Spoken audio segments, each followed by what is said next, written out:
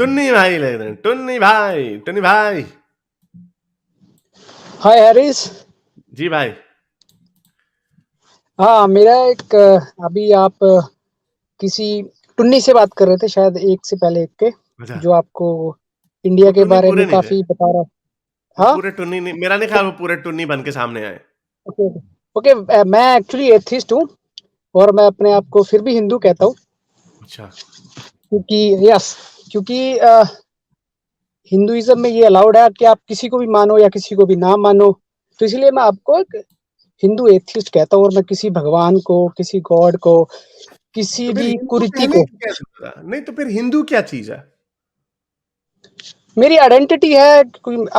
आप ये कह सकते हो कि मेरे फादर, मेरे ग्रैंडफादर्स नहीं, लेकिन fathers grandfather, they all grandfathers were जो हिंदू। हैं, मैं बताता हूँ, फादर्स और ग्रैंडफादर्स जो हैं वो तो किसी ना किसी हद तक किसी डीटी को मानते थे।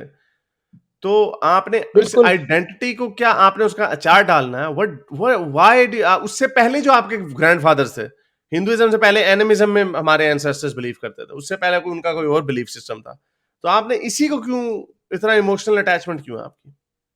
If you don't believe in a, any of the stories, if you don't believe in the whole structure, आप इसके पूरी स्ट्रक्चर के ऊपर बिलीव नहीं करते, आपको पता है ये वेदास की जो कहानियां हैं, ऐसी कहानियां लिखी हुई हैं, there's some wisdom in this, but there is no supernatural element। तो मैं आपको ये कह रहा हूँ कि why call yourself Hindu then? आप बोल सकते हो कि कुछ शायद कुछ मेरा इमोशनल अटैचमेंट है।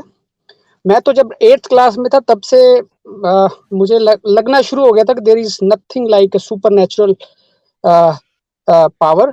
और मैं तो इस हद तक मानता हूँ कि मतलब आप ये मानो कि मोस्टली मैं ये मानता हूँ human being is nothing but a very sophisticated machine, वो जो अब सोच सकती है, समझ सकती है, डिसीजन ले सकती है।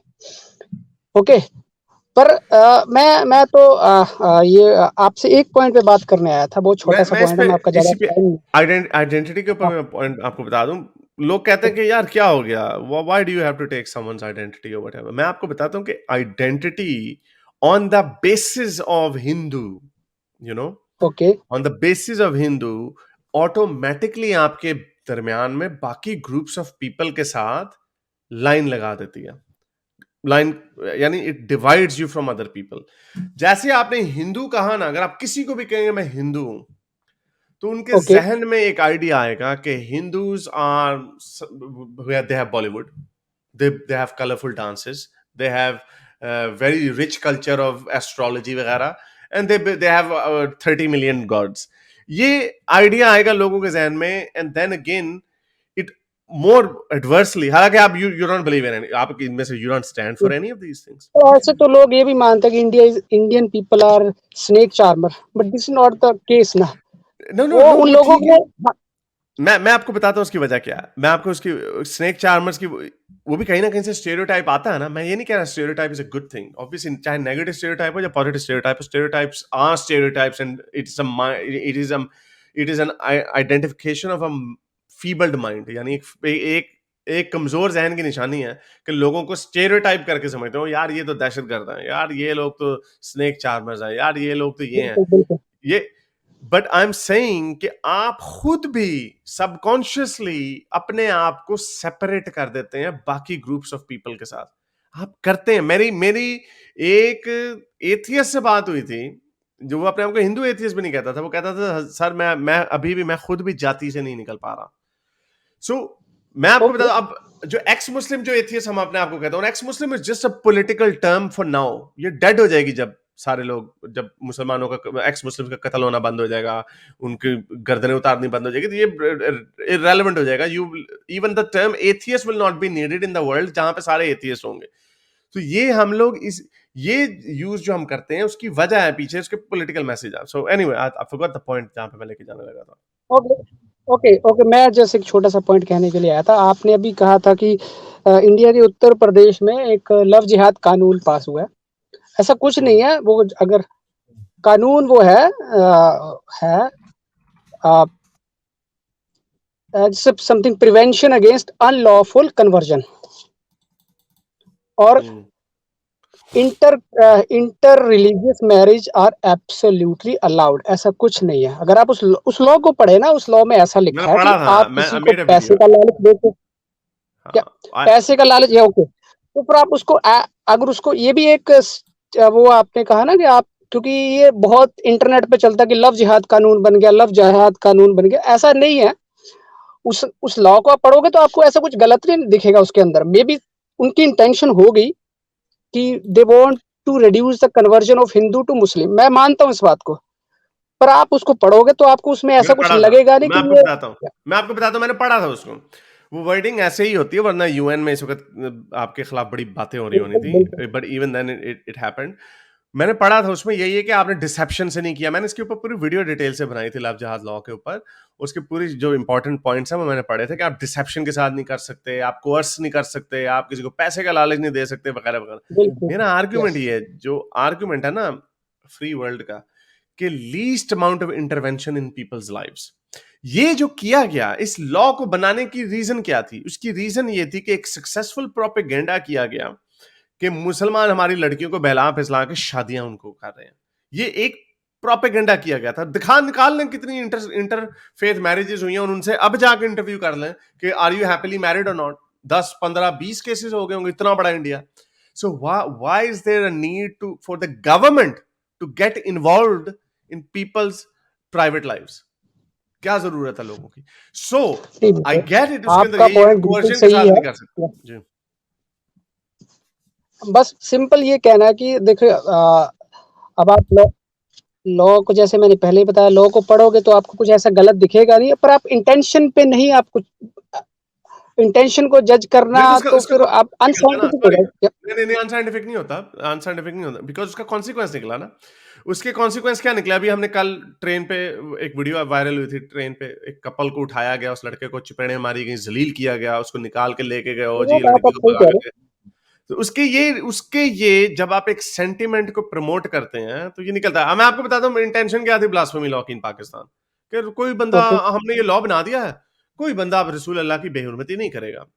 अभी इन्होंने 26 साल की लड़की को, मुसलमान लड़की को फांसी की सजा दी है, और जब अदालतें सजा नहीं भी देती, इट्स इधर खाई है, उधर पहाड़ है, वो डू इफ यू, बिल्कुल, बिल्कुल। तो ये दोनों तरह। और अगर नहीं करते, अगर अदालत सजा नहीं देती, तो लोगों को ये जिंदा मॉब लिंचिंग कर देते हैं। So it has a consequence. अब क्या होगा? अब ये लोग इसको, कानून को हाथ में लेंगे। अब मैं आपको बताता हूँ क्या होगा। मोस्टली लोग छोड़ जाएंगे, कुछ भी नहीं होगा, क्योंकि वो लड़की कहेगी मैं, मेरा हस्बैंड है, मैं उससे, मेरा पति है, मैं उससे प्यार करती हूँ, मैं अपनी मर्जी से तो लोगों को क्या गुस्सा चढ़ेगा? जिस हिंदू की, जो आपने कहा था ना आइडेंटिटी की, this is the point that I was trying to make, कि हिंदू आइडेंटिटी से यू सेपरेट योरसेल्फ। अगर आप हिंदू टाइटल ही आपका ना हो, उधर से मुसलमान का टाइटल मुसलमान ना हो, आपका आपको जो मर्जी प्रॉब्लम हो, आपकी बच्चियां आपस में, बच्चे शादियां करें ना करें, आपको क्या प्रॉब्लम है? लेकिन यहां पे क्या नहीं, प्रॉब्लम भैया, है? बिल्कुल। ये प्रॉब्लम ही इस वजह से है, because okay. First identity, people hold on to their religious identity. वो मुसलमान है, इधर से आप हिंदू, एथियज्म में मेरा इमोशनल प्रॉब्लम। सेकंडली जो लव जिहाद आपका का लॉ मैं है, पॉइंट समझ गया। ओके, लोगों को नहीं आया समझ। ओके, लव जिहाद का जो लॉ है, ओके। लव जिहाद का जो लॉ है, उसका कॉन्सिक्वेंस निकलता है। कौन से हिंदू माँ बाप चाहेंगे कि उनकी बेटी एक मुसलमान लड़के के साथ इलोप करके शादी कर ले? वो क्या करते हैं? वो पुलिस में जाकर रिपोर्ट कराते हैं। वो ये तो लव के खिलाफ है ये। बिल्कुल। और एक छोटा-सा पॉइंट एक और है। अ, ऐसे पेशे से मैं एक रिसर्च साइंटिस्ट हूँ, तो छोटी-मोटी रिसर्च करते हैं, ऐसा मैं कुछ बहुत हाई-फाई नहीं हूँ।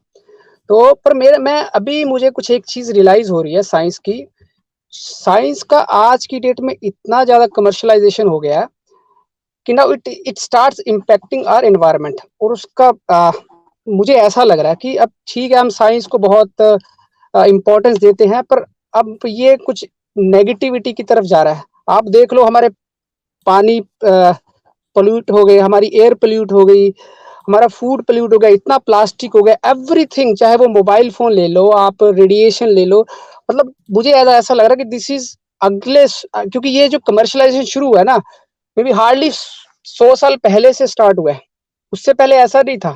अब मोबाइल हो गया, टेलीफ़ोन हो गया, आपकी गाड़ियाँ होगी। अब जैसे बोला जाता है कि इलेक्ट्रिक व्हीकल यूज़ करो तो आपका पॉल्यूशन कम हो जाएगा, पर नहीं, क्योंकि इलेक्ट्रिक व्हीकल अल्टीमेटली चार्ज तो इलेक्ट्रिसिटी से होंगे, और मोस्टली इलेक्ट्रिसिटी आज भी कोयले से ही बन रही है। हाँ, तो इसीलिए इसको और रिन्यूएबल ये इसका एनर्जी की तरफ अल्टरनेट जाया देते जा हैं रहा है। न्यूक्लियर फ्यूल, या किसकी तरफ? इसीलिए इसका ऑल्टरनेटिव रिन्यूएबल एनर्जी की तरफ जाना चाहते हैं ना लोग। अब लोग न्यूक्लियर एनर्जी को रिन्यूएबल बोलते हैं, but this is very dangerous, very hazards.